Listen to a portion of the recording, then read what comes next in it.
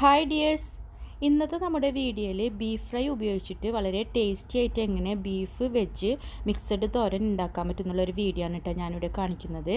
അതായത് നമ്മൾ സമൂസ അതേപോലെ തന്നെ ബീഫ് റോള് കട്ട്ലറ്റൊക്കെ ഉണ്ടാക്കാൻ വേണ്ടിയിട്ട് നമ്മൾ ബീഫ് തയ്യാറാക്കി വെക്കാറുണ്ട്. അപ്പോൾ അതെങ്ങനെ നമ്മൾ അതിന് വേണ്ടിയിട്ട് ബീഫ് തയ്യാറാക്കി വെക്കുന്നത് എന്നും ഞാനിവിടെ കാണിക്കുന്നുണ്ട്.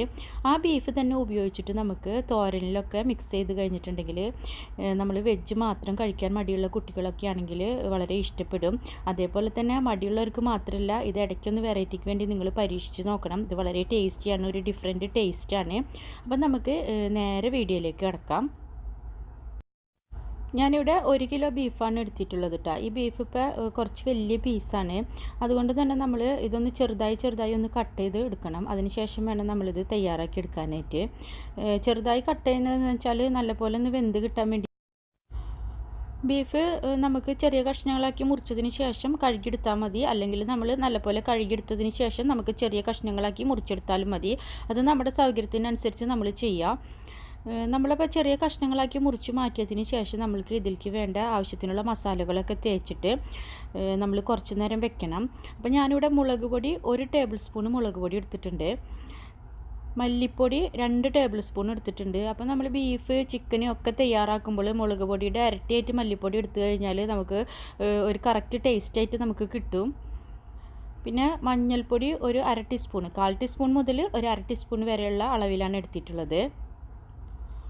പിന്നെ ഇവിടെ മീറ്റ് മസാല പൗഡർ 1 ടീസ്പൂണാണ് എടുത്തിട്ടുള്ളത്. ഇനി നമുക്ക് വേണ്ടത് ഇഞ്ചി വെളുത്തുള്ളി പേസ്റ്റാണ്. ഇഞ്ചി വെളുത്തുള്ളി പേസ്റ്റും 1 ടീസ്പൂൺ അളവിലാണ് ഞാനിവിടെ എടുത്തിട്ടുള്ളത്. പിന്നെ നമുക്ക് വേണ്ടത് തൈരാണ്. തൈര് 3 ടേബിൾ സ്പൂൺ അളവിൽ എടുത്തിട്ടുണ്ട്. അപ്പം മുളക് പൊടി, മല്ലിപ്പൊടി, തൈര് ഇവയൊക്കെയാണ് നമ്മൾ ടേബിൾ സ്പൂൺ അളവിൽ എടുത്തിട്ടുള്ളത്. ബാക്കിയൊക്കെ നമ്മൾ ടീസ്പൂൺ അളവിലാണ് എടുത്തിട്ടുള്ളത്. പിന്നെ ഉപ്പ് നമ്മളുടെ ടേസ്റ്റിനനുസരിച്ച് നമ്മൾ ചേർത്ത് കൊടുക്കുക. ഉപ്പും കൂടി ചേർത്ത് കൊടുത്തതിന് ശേഷം ഞാനിവിടെ കുറച്ച് കറിവേപ്പിലയും കൂടി ചേർത്ത് കൊടുക്കുന്നുണ്ട്.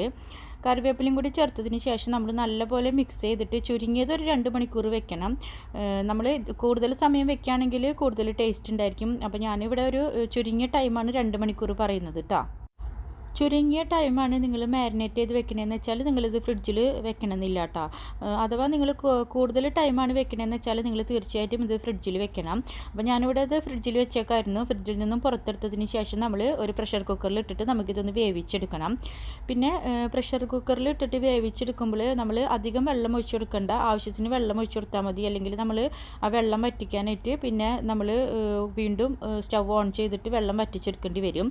അപ്പോൾ ഞാനിവിടെ ഒരു 1/4 കപ്പ് വെള്ളം മാത്രം ഒഴിച്ചു കൊടുക്കുന്നുള്ളൂ. അപ്പം നിങ്ങളൊരു 1/4 കപ്പ് മുതൽ 1/2 കപ്പ് വെള്ളത്തിൻ്റെ അളവിൽ മാത്രം ഒഴിച്ചു കൊടുത്താൽ മതി.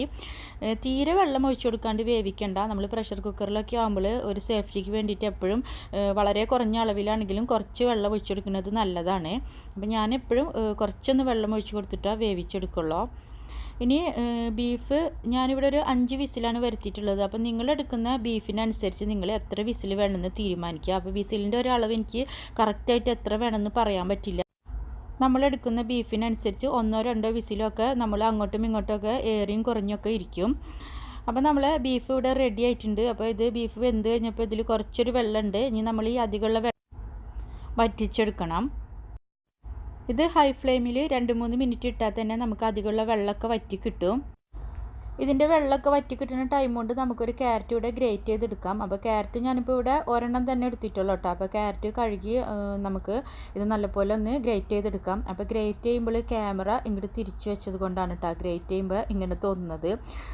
അപ്പുറത്തെ സൈഡിലേക്ക് തിരിച്ചു വെച്ച് കഴിഞ്ഞാൽ ക്യാമറയിൽ ഗ്രേറ്റ് ചെയ്യുന്നത് കാണില്ല. അപ്പോൾ അതുകൊണ്ടാണ് ഗ്രേറ്റ് ചെയ്യുമ്പോൾ ഒരു ഇതുപോലെ തോന്നുന്നത്. അപ്പോൾ നമ്മൾ ക്യാരറ്റ് ഇങ്ങനെ ഗ്രേറ്റ് ചെയ്തെടുക്കണമെന്ന് യാതൊരു നിർബന്ധമില്ല കേട്ടോ. നമുക്ക് ചെറിയ പീസാക്കിയിട്ട് മുറിച്ചിട്ടാണ് നമ്മൾ തോരനുണ്ടാക്കുന്നത്. ഇഷ്ടമുള്ളവർക്ക് അങ്ങനെ ചെയ്യാം. അഥവാ ഗ്രേറ്റ് ചെയ്തിട്ട് ചെയ്യണം എന്നുള്ളവർക്ക് അങ്ങനെ ചെയ്യാം. ഞാനിപ്പോൾ ഇവിടെ ഗ്രേറ്റ് ചെയ്തിട്ടാണ് എപ്പോഴും തോരനുണ്ടാക്കാറ്, അതുകൊണ്ട് ഗ്രേറ്റ് ചെയ്തെടുത്തു മാത്രം. നമ്മുടെ ക്യാരറ്റും ഇവിടെ റെഡി ആയിട്ടുണ്ട്. അതേപോലെ തന്നെ നമ്മളുടെ ഈ ടൈം കൊണ്ട് ബീഫിലെ വെള്ളം വറ്റിയിട്ടുണ്ട്. അപ്പോൾ ഈ വെള്ളം വറ്റി തുടങ്ങിയ സമയത്ത് ഞാൻ ഇതിലേക്ക് 1 ടീസ്പൂണ് കുരുമുളക് പൊടി ചേർത്തിട്ടുണ്ട് കേട്ടോ. ഇനി കുരുമുളക് പൊടിയും കൂടി ചേർത്തിട്ട് നമ്മൾ നല്ലപോലെ ഒന്ന് ഡ്രൈ ആക്കി എടുക്കുകയാണ് ചെയ്യുന്നത്. അപ്പോൾ നമ്മളുടെ ബീഫ് ഇവിടെ റെഡിയാണ്. ഈ ബീഫിൽ നമ്മൾ ഒട്ടും ഓയിൽ ചേർത്തിട്ടില്ല. ഓയിൽ ചേർക്കാണ്ടാണ് നമ്മളിപ്പോൾ ഇവിടെ ഡ്രൈ ആക്കി എടുത്തിട്ടുള്ളത്.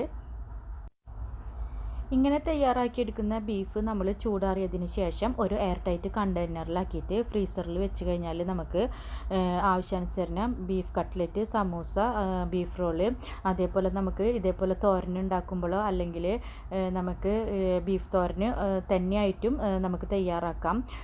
അല്ലെങ്കിൽ ഞാനിപ്പോൾ ചെയ്തേക്കുന്ന പോലെ വെജിൽ മിക്സ് ചെയ്യാം. പക്ഷെ നമ്മൾ ഒരുപാട് കാലം നമ്മൾ ഇതേപോലെ ഫ്രീസറിൽ കീപ്പ് ചെയ്തിട്ട് നമ്മൾ ഫുഡ് തയ്യാറാക്കണ്ട. നമ്മൾ 3-4 ദിവസത്തിന് വേണ്ടി മാത്രം നമ്മൾ കീപ്പ് ചെയ്തിട്ട് നമ്മൾ ഇതേപോലെ ചെയ്തെടുത്താൽ മതി. അപ്പോൾ നമ്മളുടെ ബീഫും നമുക്കിവിടെ തയ്യാറായിട്ടുണ്ട്, നമ്മളുടെ ക്യാരറ്റും തയ്യാറായിട്ടുണ്ട്. അപ്പം നമുക്കിനി തോരൻ ഉണ്ടാക്കാം. അതിന് വേണ്ടിയിട്ട് ഞാനിപ്പോൾ ഇവിടെ ഒരു ബൗൾ ബീഫ് എടുത്തിട്ടുണ്ട്. ആ ബീഫ് ഞാൻ ഗ്രൈൻഡറിലിട്ടിട്ട് ഒന്ന് കറക്കിയെടുത്തിട്ട് പൊടിച്ചും വെച്ചിട്ടുണ്ട്. മിക്സിയുടെ ചെറിയ ഗ്രൈൻഡറിലിട്ടിട്ട് നമ്മൾ പവർ ഓൺ ആക്കിയതിന് ശേഷം ഒറ്റ തവണ മാത്രം നമ്മൾ ഒന്ന് കറക്കിയെടുത്ത് കഴിഞ്ഞാൽ തന്നെ നമുക്ക് ഇതുപോലെ പൊടിഞ്ഞു കിട്ടും. പിന്നെ നമ്മൾ ഒരുപാട് ടൈം നമ്മൾ ഗ്രൈൻഡറിൽ ഇടരുത്. അപ്പോൾ നമുക്ക് ഇതേപോലെ പൊടിയല്ലേ ചെയ്യുക, അത് നല്ലപോലെ അരയും. അപ്പോൾ അരഞ്ഞു കഴിഞ്ഞാൽ നമുക്ക് തോരൻ ഉണ്ടാക്കുമ്പോൾ ടേസ്റ്റ് ഉണ്ടായിരിക്കില്ല. പക്ഷെ നമുക്ക് കട്ട്ലറ്റ്, ബീഫ് റോളൊക്കെ ഉണ്ടാക്കുമ്പോൾ നമുക്ക് വേണമെങ്കിൽ അതുപോലെ അരച്ചെടുക്കാം. അപ്പോൾ നമ്മൾ തോരൻ ഉണ്ടാക്കുമ്പോൾ എപ്പോഴും ജസ്റ്റ് ഒന്ന് പൊടിച്ചെടുക്കുക, അതൊന്ന് ശ്രദ്ധിക്കുക. അപ്പോൾ ഞാനിപ്പോൾ ഇവിടെ ബീഫും ക്യാരറ്റൊക്കെ തയ്യാറാക്കിയതിന് ശേഷം ഞാനിപ്പോൾ ഇവിടെ ഒരു പാൻ സ്റ്റവിൽ വെച്ചിട്ടുണ്ട്. അതിലേക്ക് ആവശ്യത്തിന് വെളിച്ചെണ്ണ ഒഴിച്ചു കൊടുക്കുക. ആവശ്യത്തിന് വെളിച്ചെണ്ണ എന്ന് പറയുമ്പോൾ 1 ടേബിൾ സ്പൂണോ 1.5 ടേബിൾ സ്പൂണൊക്കെ വെളിച്ചെണ്ണയുടെ ആവശ്യം വരുള്ളൂ. ഇനി നമുക്ക് സാധാരണ തോരൻ ഉണ്ടാക്കുമ്പോൾ ചെയ്യുന്ന പോലെ തന്നെ കടുകിട്ട് പൊട്ടിക്കുക. 1 ടീസ്പൂണ് കടുകിട്ട് കൊടുത്തിട്ടുണ്ട്. അപ്പോൾ കടുക് പൊട്ടിയതിന് ശേഷം നമ്മൾ സാധാരണ ചെയ്യുന്ന പോലെ തന്നെ ചെറിയ ഉള്ളിയോ സബോളയോ ഒക്കെ ഇട്ട് കൊടുക്കാം. ഞാനിപ്പോൾ ഇവിടെ നിന്ന് സബോളയാണ് ഇട്ട് കൊടുത്തിട്ടുള്ളത്. തോരൻ എപ്പോഴും ടേസ്റ്റ് ചെറിയ ഉള്ളിയാണ്. പക്ഷേ ഇന്ന് ഞാനിപ്പോൾ ഇവിടെ ചെറുതായിട്ട് ഒരു സബോള അരിഞ്ഞത് ഇട്ട് കൊടുത്തിട്ടുണ്ട്, ഒരു മീഡിയം സൈസ് സബോള അരിഞ്ഞത് ഇട്ട് കൊടുത്തിട്ടുണ്ട്.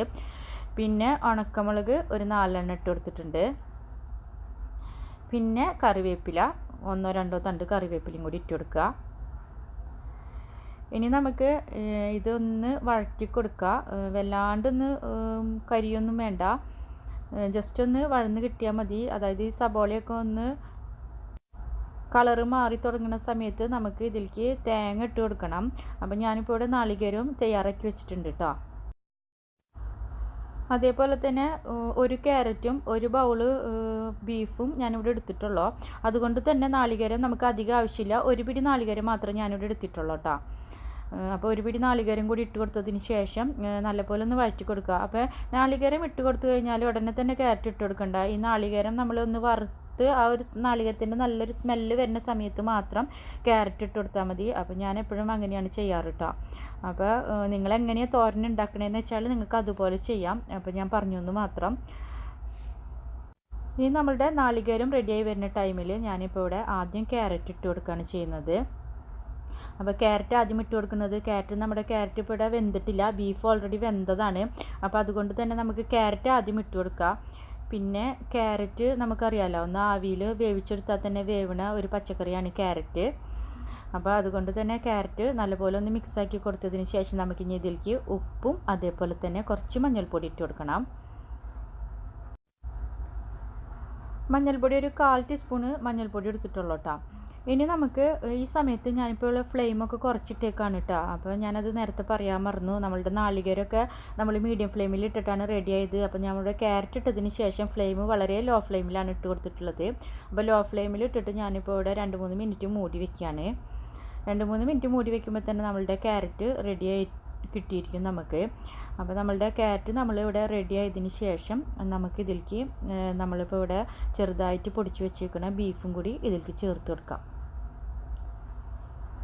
അപ്പം നിങ്ങൾ ക്യാരറ്റ് എത്ര അളവിലെടുക്കണം അതിനനുസരിച്ച് ബീഫ് എടുക്കണം കേട്ടോ. അപ്പോൾ ഞാനിവിടെ 1 ക്യാരറ്റ് ആയതുകൊണ്ടാണ് ഒരു ചെറിയ ബൗൾ ബീഫ് എടുത്തിട്ടുള്ളത്.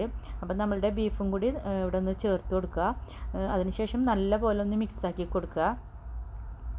ഇനി നമുക്ക് ഈ സ്റ്റവിൻ്റെ ഒരു ചൂട് തന്നെ മതി. അപ്പോൾ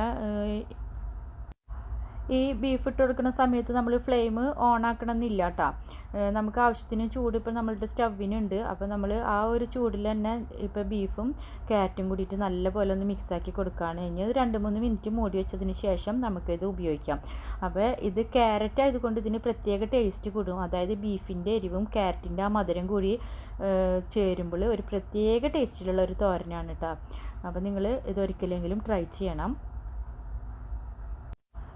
അപ്പോൾ എല്ലാവർക്കും ഇഷ്ടപ്പെടും. അപ്പോൾ ട്രൈ ചെയ്തിട്ട് ഫീഡ്ബാക്കും കമൻറ്റൊക്കെ അറിയിക്കുക. അതേപോലെ തന്നെ എന്തെങ്കിലും ഉണ്ടെങ്കിൽ ഡൗട്ട് എന്തെങ്കിലും ഉണ്ടെങ്കിൽ മെയിൽ ചെയ്യുക. നമ്മുടെ ബീഫ് ഫ്രൈ എന്ന് അപ്പോൾ നമ്മൾ ഒരു ബൗൾ മാത്രം ഇപ്പോൾ ഇവിടെ തോരൻ തയ്യാറാക്കാനായിട്ട് എടുത്തിട്ടുള്ള ബാക്കി ബീഫ് ഫ്രൈ നമ്മൾ ഒരു എയർ ടൈറ്റ് കണ്ടെയ്നറിലാക്കിയിട്ട് നമ്മൾ സൂക്ഷിക്കുകയാണ്. അപ്പോൾ നമ്മളുടെ ഈ ബീഫ് ഫ്രൈന്ന് നമുക്ക് ആവശ്യാനുസരണം നമുക്ക് ബീഫ് ഫ്രൈ ആയിട്ട് തന്നെ കഴിക്കണം എന്ന് വെച്ചാൽ നമുക്ക് ആവശ്യത്തിന് നമ്മളുടെ കുറച്ച് കോക്കനട്ട് ഓയിലും അതേപോലെ തന്നെ കുറച്ച് ചെറിയ ഉള്ളിയൊക്കെ അരിഞ്ഞിട്ട് അതിലിട്ടിട്ട് നമുക്ക് ബീഫ് ഫ്രൈ വരട്ടിയെടുത്തിട്ടും നമുക്ക് ഉപയോഗിക്കാം. അതല്ല നമുക്ക് കട്ട്ലറ്റ് തയ്യാറാക്കണമെങ്കിൽ ആവശ്യത്തിന് നമ്മൾക്ക് നല്ലപോലെ പൊടിച്ചെടുത്തിട്ടോ അരച്ചെടുത്തിട്ടോ നമുക്ക് കട്ട്ലറ്റ് തയ്യാറാക്കാം. അതേപോലെ തന്നെ ബീഫ് റോള്, ബീഫ് തോരന് ഒക്കെ നമുക്ക് തയ്യാറാക്കാം. പക്ഷേ ഇത് കുറഞ്ഞ അളവിലുള്ള അതുകൊണ്ട് തന്നെ ഞാനിവിടെ ഒരുപാട് ദിവസം കീപ്പ് ചെയ്യുന്നില്ല. അപ്പോൾ എല്ലാവരും ട്രൈ ചെയ്യുക. എല്ലാവർക്കും ഒരിക്കൽ കൂടി താങ്ക്സ്. വീണ്ടും നമുക്ക് പുതിയൊരു വീഡിയോയിലൂടെ കാണാം.